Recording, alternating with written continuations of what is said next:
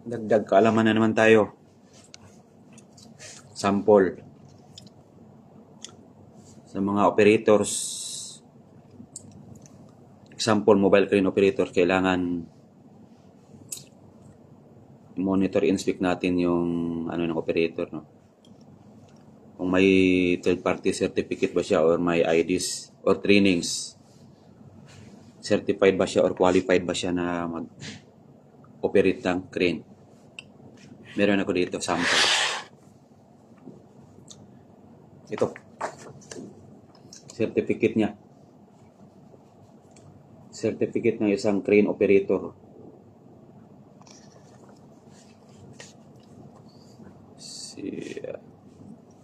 Bago lang, kaka-renew lang niya, June 17, 2025. So, valid yung certificate niya.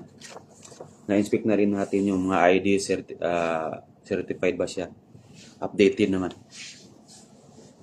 So, bilang safety officer, sa mga crane or equipment, kailangan yung mga operator i-inspect nyo kung valid ba yung certificates niya, mga IDs niya, or authorized ba siyang mag-operate ng isang crane, because ang crane is hindi biro. Magbubuhat ng mga tuni-tuni ladang, mga mabibigat na bagay gaya ng bakal or kung ano-ano. So kailangan qualified or certified yung crane operator. Ito yung patunay na certified siya.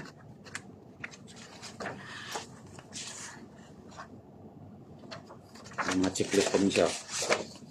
Checklist.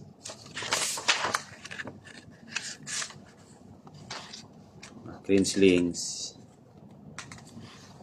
Meron siyang certificate for examination of chin slings sa equipment niya. Ito.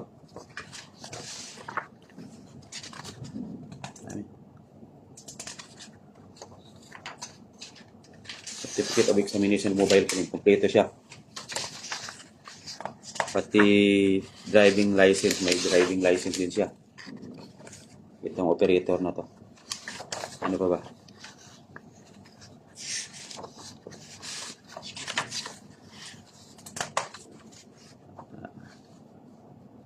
Valid din yung ID niya, Emirates ID. Tsaka lastly,